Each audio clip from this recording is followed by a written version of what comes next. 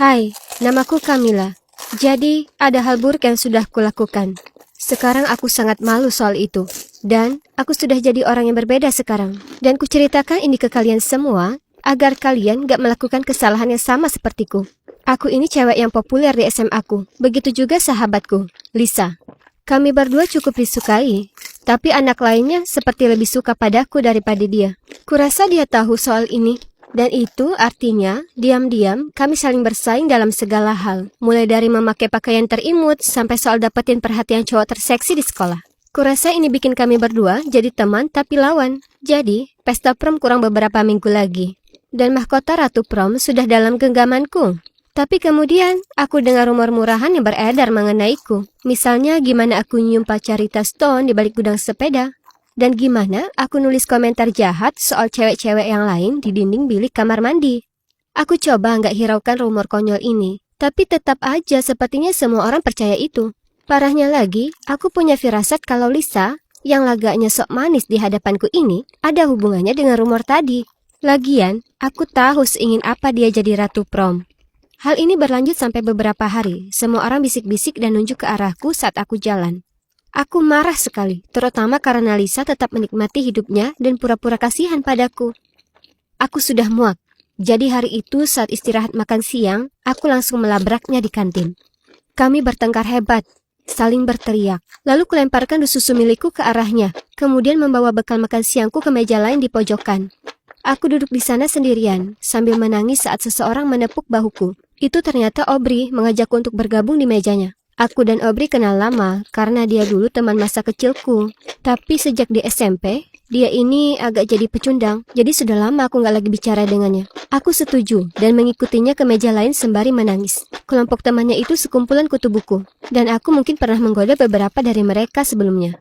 Ini canggung. Segera setelah aku duduk, kulihat cowok bernama Scott yang juga kelihatannya tidak pada tempatnya.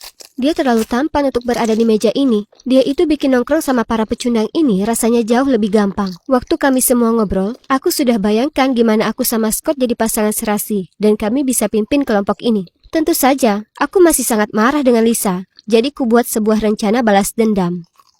Aku minta kru kutu buku Aubrey untuk membantuku mengacaukan pesta prom. Kalau aku nggak bisa jadi Ratu Prom, maka aku mau menghancurkannya. Jadi Lisa juga nggak bisa mendapatkannya. Aku meyakinkan mereka terus-menerus tentang bagaimana mereka seharusnya membela diri mereka sendiri. Dan mengalahkan si cewek kejam yang populer ini, Lisa. Sebagai korban terakhirnya, kurasa aku sudah menyampaikan pidato yang cukup inspiratif. Yang bikin mereka semua bersemangat untuk bergabung denganku. Kru kutu buku ini sangat pintar, sehingga mudah bagi mereka mengacaukan sistem kelistrikan di pesta prom. Mengganti daftar lagu dengan sesuatu yang lucu, merusak minuman, menyiramkan seember air ke arah para pemenang saat mereka mengumumkan Raja dan Ratu Pesta Prom di panggung. Sambil mempersiapkan hari besar itu, aku makin sering nongkrong dengan mereka dan aku nggak akan bohong kalau itu memang menyenangkan dan aku sepertinya suka mereka. Mereka nggak lakukan pertemanan palsu sebagaimana yang kujalani dengan Lisa. Dan hal ini bikin hidup jauh lebih mudah. Bersamaan dengan rencana balas dendamku, aku juga punya misi lain. Si Scott, ingat kan? Aku putuskan untuk lakukan pendekatan dan menggodanya tiap kali kami ketemuan. Aku lihat Aubrey diam-diam meliriknya sesekali. Jadi aku pernah bercanda menanyakan padanya apa dia suka Scott. Dan dia tersipu malu sambil berkata lirik, "Iya." Kasihan Aubrey karena Scott itu jauh di luar jangkauannya. Suatu hari, aku meminta Scott menemaniku membeli barang untuk prank kami.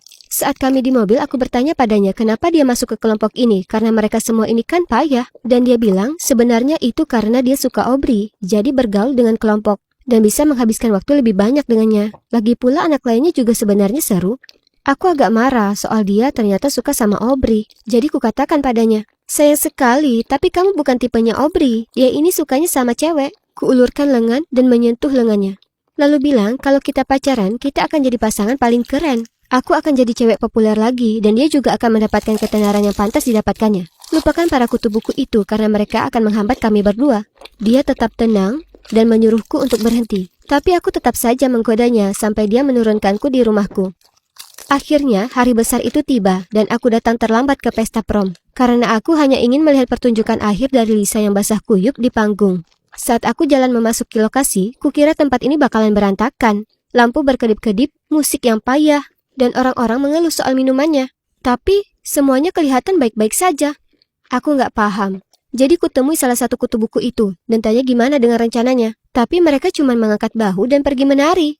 Aku sedikit geram, tapi kemudian tiba saatnya pengumuman Ratu Prom. Yang gak mengejutkan lagi, Lisa menang. Dengan penuh semangat aku menunggu guyuran air yang memalukan itu bakal terjadi. Tapi nyatanya tidak. Ada apa ini? Kami sudah rapat kelompok kemarin memastikan semuanya siap. Aku sangat marah sampai meneriaki satu cowok dari kelompok kutu buku itu. Dan dia bilang mungkin sebaiknya ku periksa sendiri.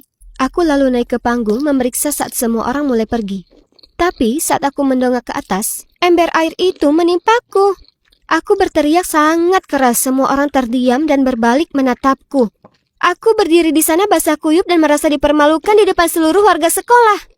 Lalu, entah dari mana, seluruh anggota kelompok kutu buku, termasuk Aubrey, berkumpul di depanku dan berkata aku pantas mendapatkan ini. Ternyata, Aubrey dan Scott sudah pacaran cukup lama, dan dia telah menceritakan semua yang kukatakan. Aubrey bilang dia sudah memberiku kesempatan kedua untuk berada di kehidupannya lagi. Dan aku tetap gak ada perubahan. Dan aku tetaplah cewek egois yang sama. Sekarang aku sudah kuliah. Dan sekarang aku jadi orang yang lebih baik. Itu semua sudah berlalu. Aku sudah minta maaf ke Aubrey.